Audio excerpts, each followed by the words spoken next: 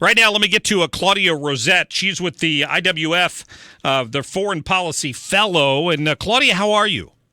I'm just fine, thanks. How are you? I'm doing great. You know, I saw your story come out on this, and I'm racking my brain thinking, was the life of Julia some book? I know I've heard about this, but for the life of me, I couldn't place what it was. And then when I read the story, I felt kind of dumb for not remembering.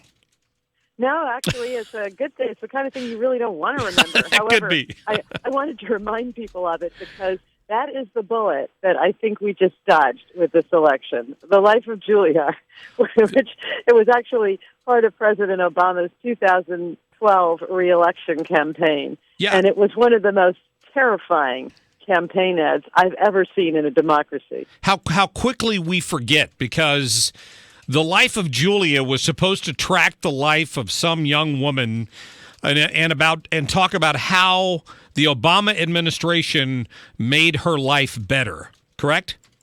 Yeah, it was basically an ad for socialism. You know, welcome to the gray state in which you have no faith, no individuality, and everything you do is involved with the government. And that's how Julia lived. This was supposed to be an attractive thing. For the United States, of all places, even at the very end, you know, Julia went through one federal program and grant after another. Obamacare, she had a child with no visible family, but the state took care of it. You know, the title should have been It Takes a State. And when she finally retired, she tended not her own garden, but a community garden. I mean, it was sort of George Orwell does the 2012 election. It was terrifying. It was, if I remember this correctly, it was a cartoon, wasn't it? Wasn't it? Yeah, it was an interactive slideshow on the Obama campaign website, which, by the way, has now vanished down the memory hole. But it came to mind because watching President-elect Donald Trump's victory speech, his thank you speech in Cincinnati last week, when he got up there and he said in one of those locutions, that aren't really my style of rhetoric, but he said, America is going to start winning again bigly. And I thought, okay, I could have phrased that in a way I would like more, but basically I was just overwhelmed with this feeling of relief. I thought it's not for the first time, but something really may happen now. My God, somebody who's going to be in the top job in this country who actually thinks it's a good thing for this country to win, to do well, to be proud of itself, and above all, I just thought we have escaped, I hope, or we've done something that saves us, at least for now, from descending into this gray life of Julia. Yeah, and it makes you wonder. I mean, the suggestion was that Julia wouldn't have had a happy life without all of these changes. Oh, yeah, everything she did depended not just on the state, but actually on President Obama. I mean, from her Head Start program, which President Obama had approved, to the college loans, which, by the way, people are now defaulting on and taxpayers are on the hook on for billions. She got one of those, but she needed surgery. The state paid for it, and then she got to stay in her parents' plan in their basement. Now, I don't know if that's going to continue, but what I thought is she is the counterpart to, remember Pajama Boy? He was another part of President Obama's propaganda. The young man in his zip-up plaid onesie, drink hot chocolate, talk about health insurance. I thought this is the country of Paul Bunyan, the lumberjack, who was so big that he dug Lake Michigan as a drinking trough for his ox, Babe. That's America.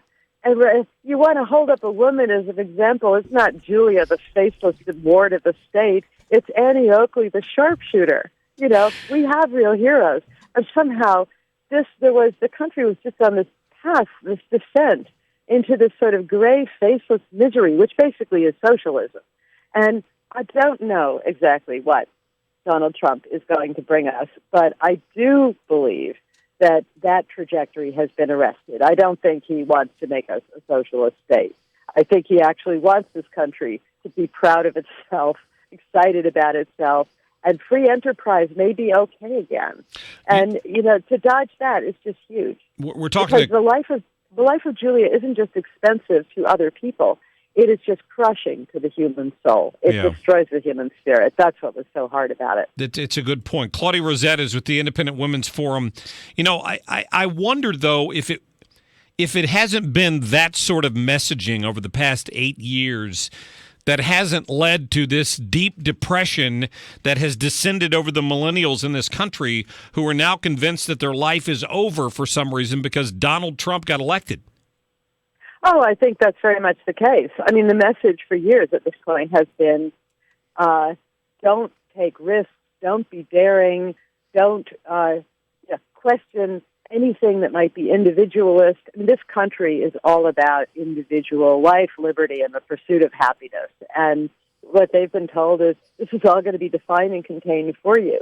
I think there is a real state of shock out there.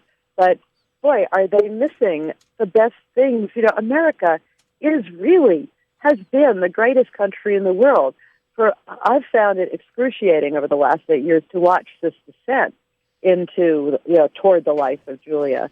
And I think it's actually been a terrible thing that's been done to young people. Now, they already feel victimized enough. Let's not make them victims. What they have now is a chance to grow up and actually embrace what's great about America, which is you can take a chance. You can be great. You can be proud of your country. Most of all, what's the bottom line here? You can be free. Now, recovering that's going to be tough.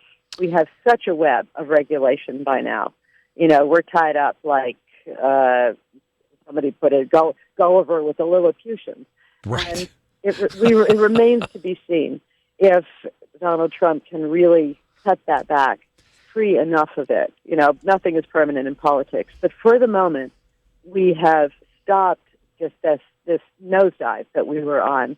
And for millennials, for younger people, I mean, gosh, my advice is go back and read some of the legends of Paul Bunyan. That is your heritage, not Pajama Boy and Julia. Yeah.